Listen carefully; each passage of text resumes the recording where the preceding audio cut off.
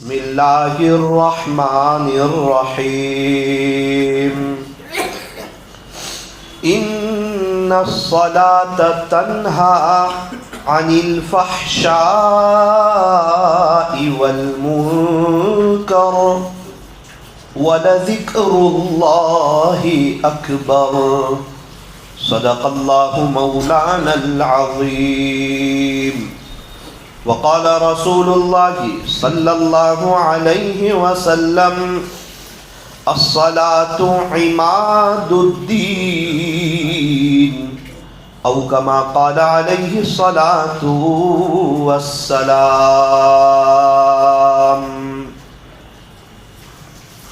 بزرگان محترم اور عزیز نوجوانوں، تہجد کا جو وقت ہوتا ہے وہ بہت خاص وقت ہوتا ہے، اللہ سے لینے کا وقت، اللہ کو منانے کا وقت، اپنی ساری جائز تمناؤں کو پورا کروانے کا وقت، اللہ کے عاشقوں کے اٹھنے کا وقت، اللہ کے نیک اور محبوب بندوں کے لیے بہت ہی اہم اور خاص وقت۔ اللہ کا شکر ہے بہت سے مسلمان ایسے ہیں جن کو تہجد کی توفیق ہوتی ہے، وہ تہجد کے وقت میں اٹھتے ہیں اور تہجد کی نماز پڑھتے ہیں اور دعائیں کرتے ہیں اور اس کے فائدے اپنی آنکھوں کے سامنے دیکھ رہے ہیں۔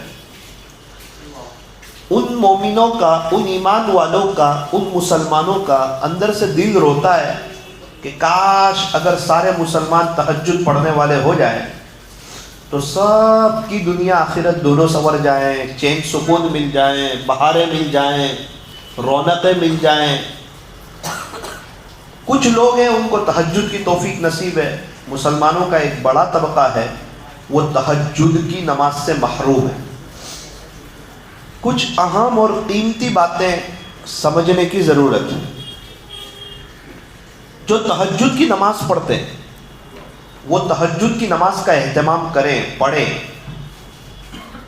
لیکن کسی کو یہ نہ بتائیں کہ میں تہجد کی نماز پڑھتا ہوں آپ بھی پڑھو، آپ کو فائدہ ہوگا، ایسا نہ بتائیں، کیونکہ اگر وہ یہ کہے گا کہ میں پڑھتا ہوں آپ پڑھو تو پھر اللہ تعالیٰ اس کے پاس سے توفیق چھین لیتے۔ ترغیب دینی ہے، فضیلتیں بیان کرنی ہے کہ بھائی آپ تہجد پڑھو، تہجد کے بہت فائدے ہیں، تہجد کی نماز کی برکت سے اللہ گناہوں سے بچا لیتے ہیں، تہجد کی نماز کی برکت سے اللہ صحت عطا فرماتے ہیں، تہجد کی نماز کی برکت سے اللہ چہرے پر نور عطا فرماتے ہیں، تہجد کے وقت میں مانگی گئی دعائیں قبول ہوتی ہے۔ یہ بہت خاص وقت ہوتا ہے، اللہ تعالیٰ پہلے آسمان پر آتے ہیں، ہے کوئی سوال کرنے والا کہ اس کے سوال کو پورا کیا جائے، ہے کوئی مغفرت کا چاہنے والا کہ اس کی مغفرت کر دی جائے۔ اب ہمارے کتنے سوال ہیں، کتنی پریشانیاں ہیں، تہجد میں اٹھ کر کے سب اللہ کے سامنے رکھ دے، آہستہ آہستہ آہستہ سارے مسئلے حل ہو جائیں گے اور اللہ سے مغفرت طلب کرے، انشاءاللہ انتقال ہوتے ہی مغفرت کا اعلان ہو جائے گا۔ فضیلت بیان کرے، یہ نہ کہیں کہ میں بھی تہجد پڑھتا ہوں آپ بھی پڑھو۔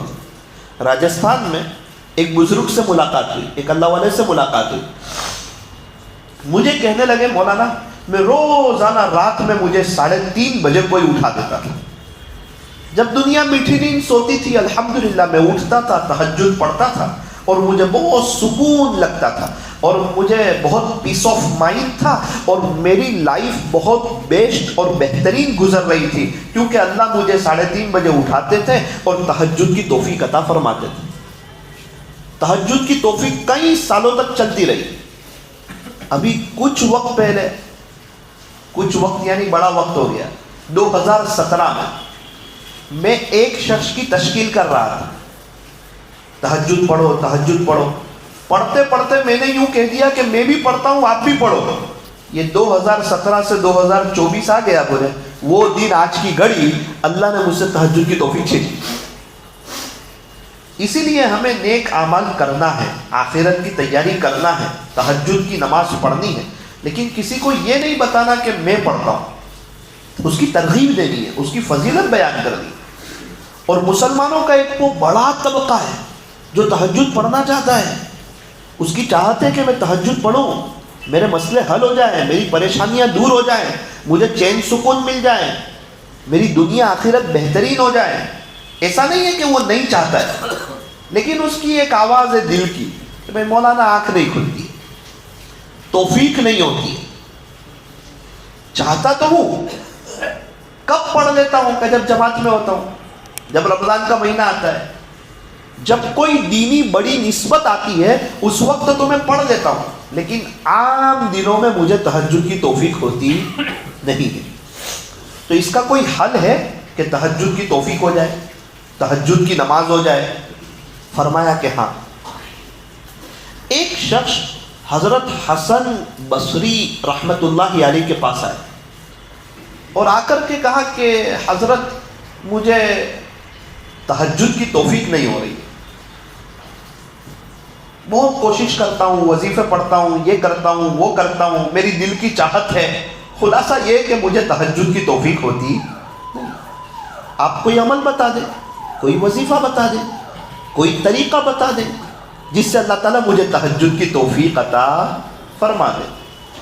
حضرت حسن بصری رحمت اللہ علیہ نے بہت پیاری نصیحت فرمائی. کیا فرمایا؟ یوں فرمایا کہ تو اپنے دین کے کاموں کو سنوار لے، اللہ تجھے رات میں تہجد کی توفیق عطا فرما دے. تو اپنے دین کے کاموں کو سنوار لے، دین اچھا گزار، اللہ تعالیٰ تجھے رات کی عبادت کی توفیق عطا فرمائیں. اب جس کا دین بد نظری میں گزرے، جس کا دین غیبت میں گزرے، جس کا دین موبائل کے غلط استعمال میں گزرے، جس کا دن نماز اور قرآن میں سستی اور اللہ کی یاد میں سستی کے ساتھ گزرے، آپ مجھے بتاؤ اس کو رات کی عبادت کی کیسے توفیق ہوگی؟ فرمایا تو اپنے دین کے کاموں کو سنوار لے، پورا دن اچھا گزار، عبادت میں گزار، حلال روزی کے کمانے میں گزار، غیبت میں نہیں، بد نظری میں نہیں، نمازوں کو آگے پیچھے کرنے میں نہیں. تو اپنے دین کے کاموں کو سنوار لے، اللہ تجھے رات میں تہجد کی توفیق عطا فرما دے گی. تو یہ ہر اس مسلمان کے لیے جواب ہے جو تہجد پڑھنا چاہتا ہے لیکن آنکھ کھلتی نہیں ہے. اگر وہ اپنے دین کے کاموں کو سنوارے گا، اللہ اس کو رات کو تہجد کی توفیق عطا فرمائیں گے. یہ رات کی نماز بڑی پیاری نماز ہے، جس کو اس کا مزہ لگ جائے. مرنے کے بعد تو ہر کوئی تمنا کرے گا، انتقال کے بعد تو ہر کوئی افسوس کرے گا کہ یار میں راتیں اللہ پہ فدا کرتا نا، آج میری قبر میں بہت بہاروں میں ہوں. اور جب آخرت کے جو مراحل آنے والے ہیں، میدان حشر قائم ہونے والا ہے اور میرا اعمال نامہ کھلنے والا ہے اور اللہ کو حساب کتاب دینا ہے، اس وقت جو راتوں میں میری تہجد آتی نا، میرے رب کو ضرور رحم آتا میرے اوپر. اور امید ہے کہ آخرت میں تہجد گزاروں میں میرا بھی حشر ہوتا، تہجد پڑھنے والوں. لیکن وہ انتقال کے بعد کا افسوس رونا کچھ کام آتا نہیں. ماں باپ چلے گئے، اب رو رہا ہے، اب افسوس کر رہا ہے، کاش میرے ماں باپ ہوتے تو یہ کرتا وہ کرتا، ان کی ایسی خدمت کرتا. جناب آپ جتنا بھی افسوس کر لیں، اب ماں باپ لوٹ کے آنے والے ہیں نہیں. اصل تو وہ جب ہیں اسی وقت کچھ کر لینا تھا. ماں باپ کی جگہ کوئی لے سکتا نہیں، ماں باپ کی خلا کوئی پور کر سکتا نہیں. جو چلے گئے سو چلے گئے. بیوی کا انتقال ہو گیا، پھر ہر کوئی افسوس کرتا ہے، کاش وہ ہوتی تو میں اس کے ساتھ حسن سلوک کرتا.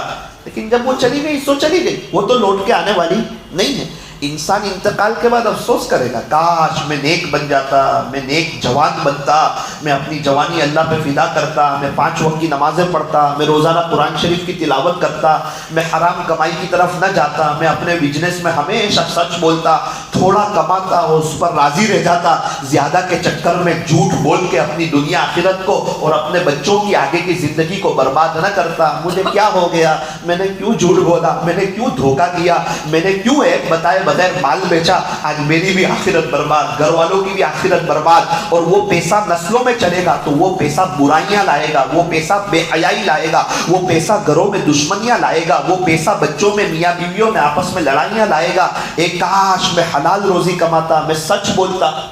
جو شخص دنیا میں اللہ کے تھوڑے دیے ہوئے رزق پر راضی ہو جاتا ہے، اللہ قیامت کے دن اس کے تھوڑے عملوں پر راضی ہو جاتا ہے.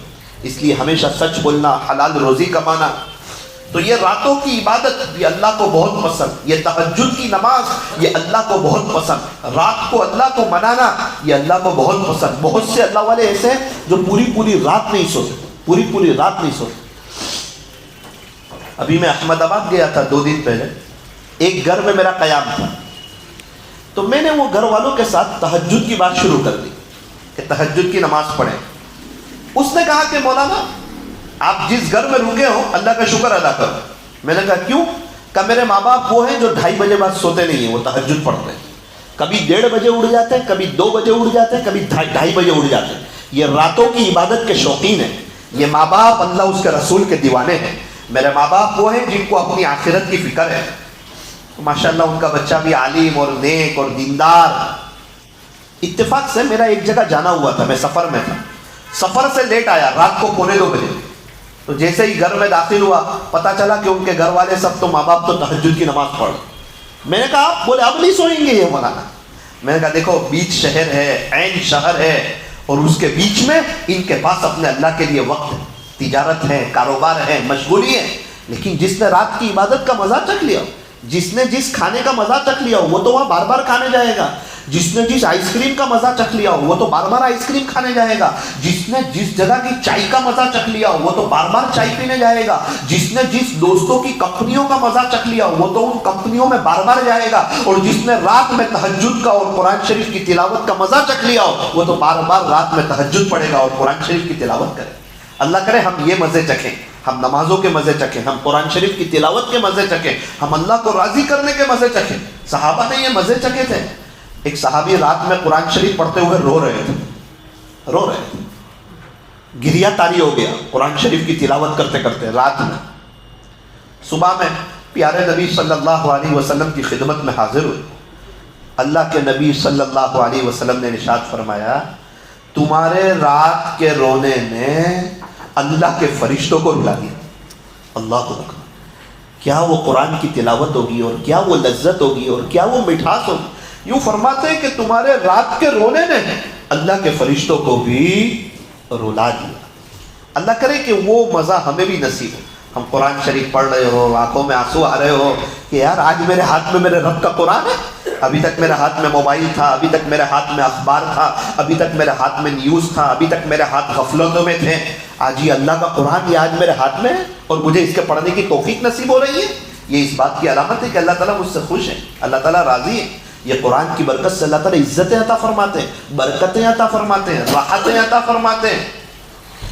حضرت فاطمہ الزہرا رضی اللہ عنہ، سردیوں کی لمبی رات ہے، عشاء کی نماز کے بعد 2 رکعت نفل نماز کی نیت باندھی، اب پڑھنے میں مزہ آئی۔ ہم لوگ پڑھتے 15 منٹ 20 منٹ، حد ہو گئی تو 1 گھنٹہ 2 رکعت، وہ تو قرآن پڑھتی رہی، مزہ ہی ایسا آیا، لذت ہی ایسی آئی، پتہ ہی نہ چلا۔ سلام پھرایا تو دیکھا کہ یہ تو صبح صادق ہونے کے قریب ہے، وہ 2 رکعت میں 8-9 گھنٹے سب گزر گئے، پتہ نہ چلا۔ یہاں تک کہ وہ دعا میں رونے کے لیے بیٹھ گئی اور کہنے لگی اللہ آپ کی راتیں کتنی چھوٹی ہے، میری 2 رکعت میں آپ کی ساری رات ہی ختم ہو جاتی ہے۔ اللہ اور ساری رات میں ہمیں 2 منٹ کی 2 رکعت پڑھنے کی توفیق نہیں ہوتی، اور یہ حضور صلی اللہ علیہ وسلم کی بیٹی ہے، اس کو پوری رات کے چھوٹا ہونے کا شکوہ تھا کہ اللہ آپ کی رات ہے، سردیوں کی لمبی رات ہے جیسے ابھی لمبی رات ہے۔ اللہ کرے کہ ہم کوئی 3:30 پونے 4 بجے کا الارم رکھ کے وضو کر کے 2-4 رکعت پڑھ کے دعا کر کے 10 منٹ میں واپس سو جائیں، لیکن اپنی طلب بتائیں۔ قبر کی پہلی رات آنے والی ہے، اللہ سے ملاقات ہونے والی ہے، کیوں پریشان رہنا، کیوں بے چین رہنا؟ گھر چھوٹا ہے، بچے نافرمان ہیں، کاروبار میں برکت نہیں ہے، حج عمرے کے راستے نہیں کھل رہے، کچھ سمجھ میں ہی نہیں آ رہا، ہم نے یہ علاج کروا لیا، یہ عامل کے چکر، وہ عامل کے چکر، ارے سب ایک طرف رکھو، تہجد پڑھو، اللہ آپ کو کسی کا محتاج نہیں کرے گا۔ عاملوں سے اور ڈاکٹروں سے اللہ آپ کی جان چھوڑا لے گا، اللہ صحت بھی دے گا، اللہ گناہوں سے بھی بچائے گا۔ بہت سے لوگ کہتے ہیں ہم کو گناہوں سے بچنا ہے، کیسے بچے؟ تہجد پڑھو، اللہ بچائے گا۔ بہت سے لوگ کہتے ہیں مولانا صحت چاہیے، یہ جم جاؤں وہ جم جاؤں، ارے جو جم جانا ہو جا، لیکن جم جانے والے ایک بات کا خیال رکھیں کہ وہ جم صحیح نیت سے جائیں، اس نیت سے نہیں جائیں کہ جم جائیں گے باڈی بنے گی، لوگ دیکھیں گے اور واہ واہ کریں گے اور تعریف کریں گے کہ کیا باڈی ہے اور کیا فٹنس ہے، اور کبھی موقع ملا تو اس کو ماروں گا اس کو ماروں گا، اور دکھلاوا ہوگا، شوشہ ہوگا، اور وہ جم میں گانے بج رہے ہیں۔ ایسی باڈی کا کیا فائدہ جس باڈی سے آخرت برباد ہو رہی؟ ایسی جم میں جانا جہاں گانے نہ ہو، انسان کو جانا چاہیے، ورزش کرنی چاہیے، چلنا چاہیے، منع نہیں ہے، لیکن ایسی جگہ جم کرنا جہاں گانے ہو، جہاں اللہ کو ناراض کیا جا رہا ہوں. ایک تو قرآن شریف پڑھنے کی توفیق نہیں ہو رہی, الٹا گانے سننا. یہ دنیا آخرت کو برباد کرنے والی چیز ہے. جیم جانا ہے, صحیح نیت سے جانا ہے. اللہ تعالیٰ ہمیں صحیح نیت سے اپنی صحت پر محنت کرنے کی توفیق عطا فرمائے. یوں فرمایا کہ رات میں تہجد کی نماز پڑھو, اللہ صحت دے گا. رات میں تہجد کی نماز پڑھو, اللہ گناہوں سے بچا لے گا. گناہوں سے ہماری جان چھوٹ جائے گی. ابھی ایک شخص سے ملاقات ہوئی, کہ مولانا میں بہت پریشان تھا 2 دن پہلے. اتنا پریشان. میری بیوی 2 سال کے لیے بیٹھ گئی. میں جماعت میں جاتا ہوں, وہ جماعت کے کام سے مانوس نہیں. میں دین کے کاموں کا شوقین, وہ دین کے کاموں سے دور. 2 سال ہو گئے. گھر والوں نے کہا اس کو چھوڑ دے. میں نے کہا نہیں, چھوڑتا تو نہیں. یہ نہیں مانتی ہے نا. چلے میں جاتا ہوں 40 دن.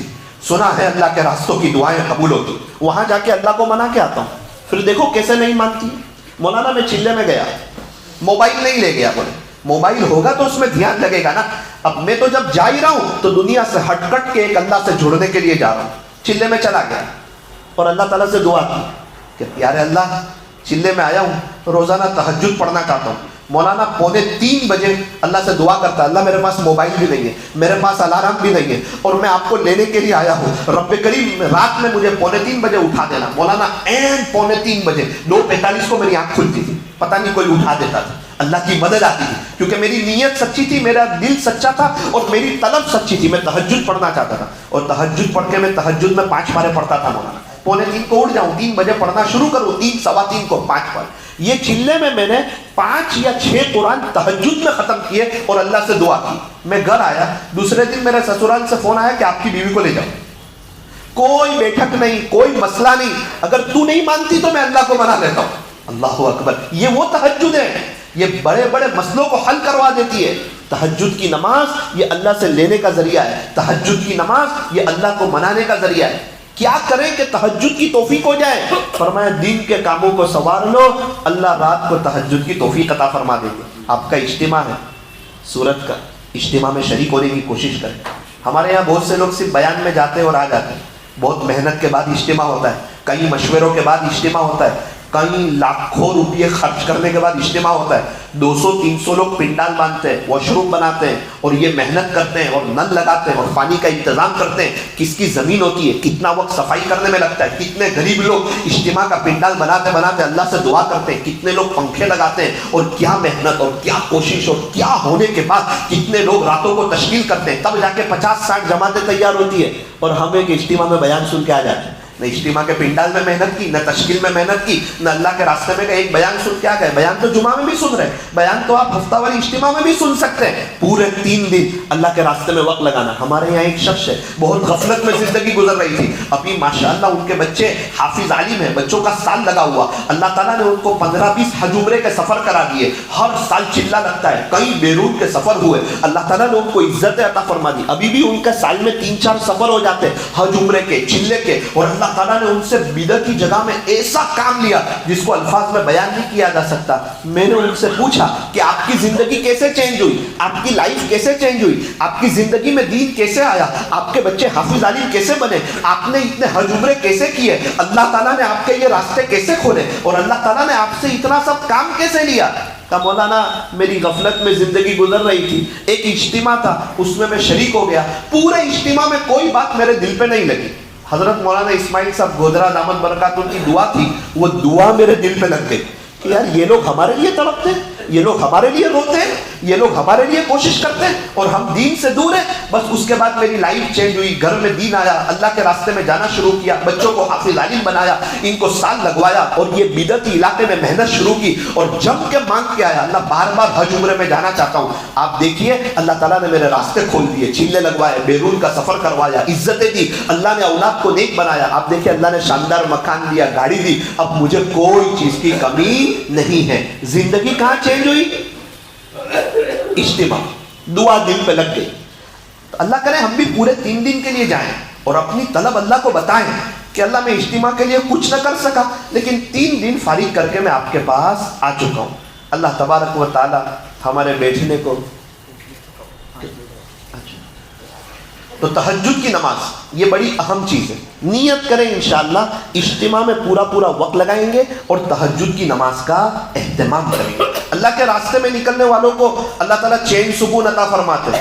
بہت سے لوگ چین سکون کے لیے پریشان ہیں, ان کے پاس سکون نہیں, اطمینان نہیں, اور جو اللہ کے راستے میں جاتا ہے اللہ تعالیٰ اس کو سکون عطا فرماتے ہیں. اصل میں سکون اللہ کی یاد میں ہے, اللہ کے ذکر میں ہے. یہاں انسان ہوتا ہے غفلتوں میں ہوتا ہے, کاروبار میں ہوتا ہے, مشغولی میں ہوتا ہے, گھر کے کام کاج, یہ کام وہ کام, اور جماعت میں جاتا ہے تو 4 گھنٹے تعلیم ہوتی ہے, 5 وقت کی نماز ہوتی ہے, نمازوں کے بعد ایمان یقین کا مذاکرہ ہوتا ہے, صبح و شام کی تسبیح ہوتی ہے, قرآن کا حلقہ لگتا ہے, کھانے سے پہلے کی دعا, سونے سے پہلے کی دعا, پورا دن عبادت میں, مسجد میں, اللہ کے گھر میں. یہاں بہت کم وقت مسجد میں دیتا ہے, سب سے اخیر میں آتا ہے, سب سے جلدی چلا جاتا ہے. اور جماعت میں ماشاءاللہ پورا وقت وہ مسجد میں, اور مسجد میں فرشتوں کا ماحول ہوتا ہے, اس کو فرشتوں کی صحبت ملتی ہے, فرشتے نیکی کے کام کرتے, گناہ نہیں کرتے. یہ اگر صحیح اصول اور آداب کے ساتھ وقت لگاتا ہے, اس کے اندر نیکی کرنے کا شوق پیدا ہوتا ہے. چلے میں جانے سے پہلے فجر کی نماز میں نہیں آتا تھا, اب چلے میں گیا, محنت کی, ایمان بنا, اب اس کا تہجد پڑھنا آسان ہوا, جماعتوں میں جا کے تہجد پڑھتا ہے, فجر کی نماز میں آتا ہے, اللہ کے دین کی محنت کرتا ہے. یوں فرمایا جب ذکر کرے گا, جب قرآن پڑھے گا, جب ایمان اور یقین کی باتیں کرے گا, جب تہجد, اشراق, چاش اور اوابین پڑھے گا, جب باہر جا کے